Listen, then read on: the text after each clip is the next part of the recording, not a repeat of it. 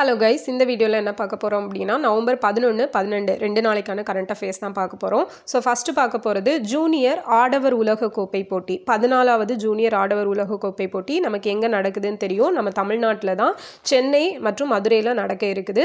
So November 28லேருந்து December 10 வரைக்கும் 2025. So இதே மாதிரி 28லேருந்து 10 வரைக்கும் என்ன நடந்திருக்கும் அப்படின்னா 44வது செஸ் ஒலிம்பியாட் அப்படிங்கிறது ஜூலை 28லேருந்து ஆகஸ்ட் 10 2022 வந்து நடந்திருக்கும் மாமல்லபுரத்தில்.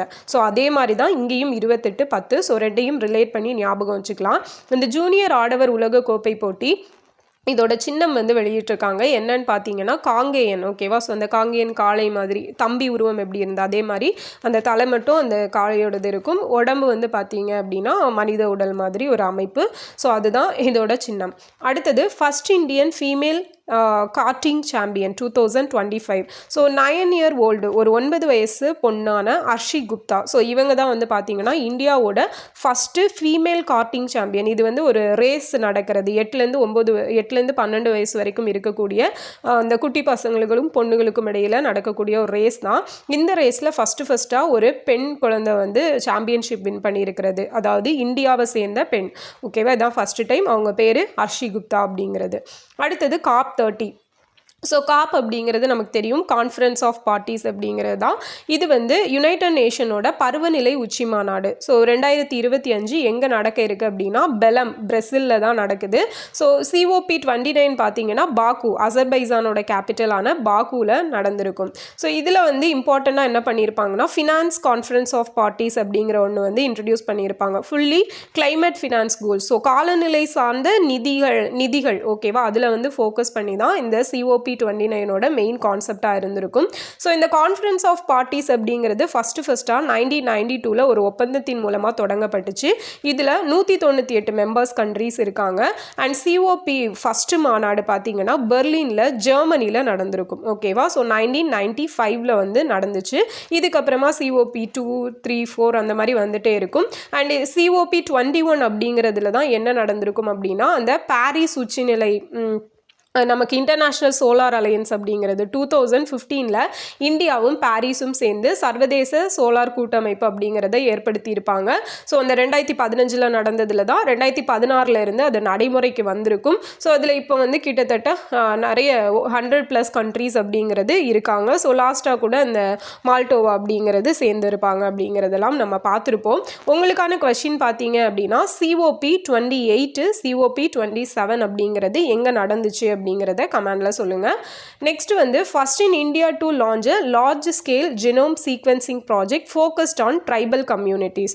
ஸோ இது எங்கே அப்படின்னு பார்த்தோம்னா குஜராத்தில் தான். நம்ம இந்தியாவில் ஃபஸ்ட்டாக இந்த ஜீனோம் சீக்வென்சிஸ் மரபணு வரிசைப்படுத்தப்பட்ட ஒரு திட்டம் அப்படிங்கிறத பழங்குடியினர் மத்தியில் தொடங்கி இருக்கிறாங்க. எங்கன்னா குஜராத்தில். ஸோ இதோட டார்கெட் என்னன்னு பார்த்தீங்கன்னா இந்த பழங்குடிகள் எல்லாம் இருக்காங்கல்ல அவங்களுக்கு வந்து இந்த சிக்கிள் செல் அனீமியா, தலசீமியா, அதே மாதிரி G6PD இது மாதிரியான டெஃபிஷியன்சி குறைபாடுகள் அப்படிங்கிறது வரும்.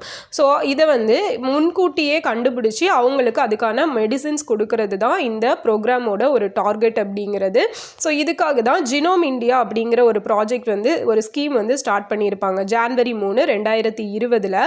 ஸோ இதை ஸ்டார்ட் பண்ணது யாருன்னா ministry of science and technology தான். ரொம்ப முக்கியமான ஒரு திட்டம். அண்ட் இதை பேஸ் பண்ணி இவங்களுக்கு இந்தியன் பயாலஜிக்கல் டேட்டா சென்டர் அப்படிங்கிறது இந்த ட்ரைபல்ஸோட டேட்டாவும் அவங்க ரிலேட்டடான ஏதாவது ப்ராப்ளம் இருக்குது அந்த மாதிரி ஃபுல் டேட்டாவும் இந்த டேட்டா சென்டரில் வச்சுருப்பாங்க. ஸோ ஃபஸ்ட்டாக இந்த பயாலஜிக்கல் டேட்டா சென்டர் எங்கே ஓப்பன் பண்ணியிருக்காங்கன்னா ஃபரிதாபாத், ஹரியானாவில் ஓப்பன் பண்ணியிருக்காங்க. ஸோ அதே போல் பார்த்தீங்கன்னா ட்ரைபல் ப்ரைட் இயர் அப்படின்னு சொல்லி 2025 அனௌன்ஸ் பண்ணியிருக்காங்க. நம்ம ஆல்ரெடி பார்த்துருப்போம். 2025 பார்த்தீங்கன்னா நம்ம டிஃபென்ஸ் மினிஸ்ட்ரி, ஸோ அவங்க சார்பில் ஆர்மி சார்பில் வந்து இயர் ஆஃப் ரிஃபார்ம் அப்படிங்கிறது அனௌன்ஸ் பண்ணியிருப்பாங்க. அது போக 2026 இப்போ நடந்த ஏஷியான் சம்மிட்டில் அந்த சம்மிட்டில் பார்த்தீங்கன்னா ஏஷியான் இந்தியா மேரிடைம் இயர் அப்படிங்கிறது வந்து 2026 வந்து முடிவு பண்ணியிருக்காங்க. இது போக UN எடுத்துட்டோம் அப்படின்னா 2025 என்னென்ன ஸ்பெஷல் இயர்ஸ் வச்சுருக்காங்க இன்டர்நேஷ்னல் இயராக சொல்லியிருக்காங்கன்னா இன்டர்நேஷ்னல் இயர்ஸ் ஆஃப் கிளேசியர்ஸ், பனிப்பாறை ஆண்டு. அதுக்கு அதுக்கப்புறம் குவாண்டம் டெக்னாலஜி ஓகேவா, அதுக்கான இயரும் 2025 தான். ஸோ அதே போல் பார்த்தீங்க அப்படின்னா கோஆப்ரேட்டிவ்ஸ்க்கான இயரும் 2025 தான். 2026 பார்த்தீங்க அப்படின்னா பெண் விவசாயிகளுக்கான ஆண்டு அப்படின்னு சொல்லியிருப்பாங்க. ஸோ 2024 வந்து என்ன இன்டர்நேஷ்னல் இயர் அப்படிங்கிறத கமெண்டில் சொல்லிடுங்க. ஸோ நெக்ஸ்ட் பார்த்தோம் அப்படின்னா women's wellness on wheels WWW அப்படிங்கிற ப்ராஜெக்ட். ஸோ நவம்பர் 2025 தான் நம்ம தமிழ்நாட்டில் தான் இதை இன்ட்ரடியூஸ் பண்ணியிருக்காங்க. ஸோ இது எதற்கானது அப்படின்னா early detection and prevention of breast and cervical cancer ஓகேவா.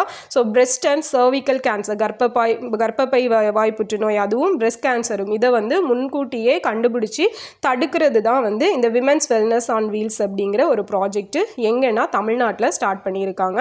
நமக்கு தெரியும் ஹெச்பிவி வேக்சின்ஸ் வந்து இப்போ போட இருக்காங்க. ஸோ இது வந்து 14 வயதுக்குட்பட்ட பெண் குழந்தைகளுக்கு போடக்கூடியது. ஸோ இந்த கர்ப்பப்பை வாய் புற்றுநோய் வராமல் தடுக்கக்கூடியதற்கான ஒரு வேக்சின் தான் இந்த ஹியூமன் பாப்பிலோமா வைரஸ் அப்படிங்கிற வேக்சின். அடுத்தது பார்த்தோம் அப்படின்னா எக்ஸசைஸ் மலபார் 2025. ஸோ இது 1992 நடந்துட்டு இருக்குது. இப்போ வந்து எங்கன்னு பார்த்தீங்கன்னா இந்த குவாம் அப்படிங்கிற பிளேஸில் தான் நார்த்தன் பசிபிக் ஓஷனில் நடக்குது USA. ஸோ குவாட் நாவல் எக்ஸசைஸ். ஸோ குவாட் கண்ட்ரிஸ் இதில் பார்ட்டிசிபேட் பண்ணுவாங்க, India, USA, Japan, Australia. So இந்த குவாட் அப்படிங்கிற அமைப்பில் 2015 ஜப்பான் வந்து பெர்மனன்ட் மெம்பர் கண்ட்ரியாக சேர்ந்திருப்பாங்க. ஸோ அதே போல் ஆஸ்திரேலியா 2020 பெர்மனன்ட் மெம்பராக சேர்ந்திருப்பாங்க. அடுத்தது பார்த்தோம் அப்படின்னா national education day November 11. So நேற்றுக்கே மௌலானா அபுல் கலாம் ஆசாத் அவர்களை பற்றி டீட்டெயிலாக பார்த்துருப்போம். ஸோ அந்த வீடியோ பார்க்காதவங்க பாருங்கள். அண்ட் அவரோட பிறந்த தினம் தான் வந்து நம்ம நேஷ்னல் எஜுகேஷன் டேவாக செலிப்ரேட் பண்ணுறோம். அவர் தான் இந்தியாவோட ஃபஸ்ட்டு எஜுகேஷன் மினிஸ்டராக இருந்திருப்பார். இவர் பிறந்தது 1888 நவம்பர் 11 மெக்கா சவுதி அரேபியாவில் பிறந்திருப்பார். இறந்தது பார்த்தீங்க அப்படின்னா 1958 இங்கே டெல்லியில் தான் இறந்திருப்பார். ஸோ அபுல் கலாம் அப்படிங்கிறது லார்ட் ஆஃப் டயலாக்ஸ் அப்படிங்கிற மீனிங்கில் இருக்கும். ஸோ இவர் வந்து இவரோட இம்பார்ட்டன்ட் ஜேர்னல்ஸ் எல்லாம் நேற்றே நிறைய பார்த்துருப்போம். ஸோ உருதில் வீக்லி ஜேர்னல் ஒன்று எழுதியிருப்பாங்க, அல் ஹிலால் அப்படிங்கிறது. ஸோ இது வந்து 1912 வெளிவந்திருக்கும். 1914 இதை பேன் பண்ணியிருப்பாங்க. இவருக்கு பாரத ரத்னா விருது அப்படிங்கிறது 1992 வந்து வழங்கப்பட்டிருக்கும். ஸோ இதான் வந்து நேற்றைக்கான கரண்ட் அஃபேர்ஸ். ஜூனியர் ஆடவர் உலகக்கோப்பை போட்டி சென்னை மதுரையில் நடக்க இருக்கு. First Indian female guarding champion யார் வின் பண்ணியிருக்காங்கன்னா ஹர்ஷி குப்தா. COP30 பெலம் பிரேசிலில் நடக்குது. First in India to launch large scale genome sequencing project founded on tribal community. So இந்த ஜினம் மரபணு வரிசையாக்கம் அப்படிங்கிறது குஜராத்தில் பழங்குடியினர் மத்தியில் ஸ்டார்ட் பண்ணியிருக்காங்க. விமென்ஸ் வெல்னஸ் ஆன் வீல்ஸ் நவம்பரில் தமிழ்நாட்டில் தொடங்கியிருக்காங்க. எக்ஸசைஸ் மலபார் அப்படிங்கிறது 1992 இருந்து கண்டக்ட் பண்ணிகிட்ருக்குறாங்க. ஸோ இதில் வந்து குவாட் கண்ட்ரிஸ் பார்ட்டிசிபேட் பண்ணுறாங்க. National education day November 11. So இன்றைக்கான கரண்ட் அஃபேர்ஸ் பார்க்கலாம். நவம்பர் 12. ஸோ எக்ஸசைஸ் மித்ரா சக்தி. ஸோ இந்தியாவுக்கும் ஸ்ரீலங்காவுக்கும் இடையில் நடக்கக்கூடியதான் இந்த மித்ரா சக்தி. இதோட 11th எடிஷன் இப்போ நடக்குது. ஸோ 2013 இது கண்டக்ட் பண்ணிகிட்ருக்குறாங்க. அடுத்தது எக்ஸசைஸ் பிரம்மஷீரா அப்படிங்கிறது நம்ம இந்தியன் ஆர்மி கண்டக்ட் பண்ணக்கூடியது. ரீசெண்டாக பார்த்துருப்போம், குஜராத்லேயே இந்த 3 முப்படை சேர்ந்து திரிஷூல் அப்படிங்கிற ஒரு எக்ஸசைஸ் கண்டக்ட் பண்ணுறாங்க அப்படின்னு சொல்லிட்டு.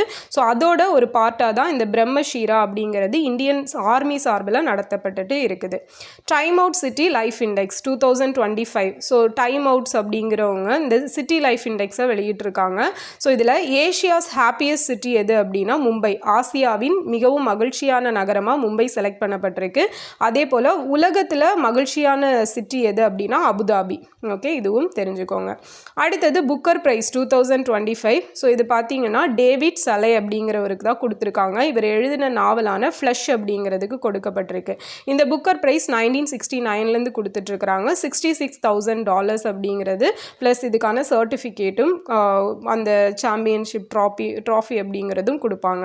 வேர்ல்டு இம்யூனைசேஷன் டே எப்போன்னா நவம்பர் 10. ஸோ இதான் வந்து இன்னைக்கான current affairs. Exercise Mitra Shakti India Sri Lanka.